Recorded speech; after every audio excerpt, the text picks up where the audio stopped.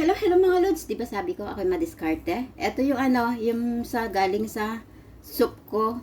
Isang buong manok, native chicken to mga lods. Hindi ko to itatapon. Hindi naman nila ito kinakain. Ako lang yung tagakain ng chicken sa soup namin. Kaya ang gagawin ko, himay-himayin ko, tapos lalagyan ko ng gagawin kong something good.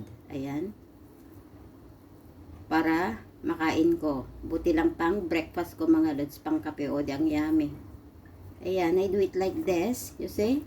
Isang buong manok to kaya sayang, di ba mga lods? Ang sarap. Grasya to, ba't ko itatapon, di ba? Ganito tayo ka-discarte. Kung pwedeng kainin, i-recycle natin. Ayan. See? See the burek, mga lods. Nay. Ang galing ng diskarte ng Ilocanong Mayanske, di ba mga lods? Ayan na. Ay ako takakatapnaw. Bilisan ko para maganda, di ba mga lods? Hindi yung slow motion. Dapat yung mabilis ang galawan. Like this.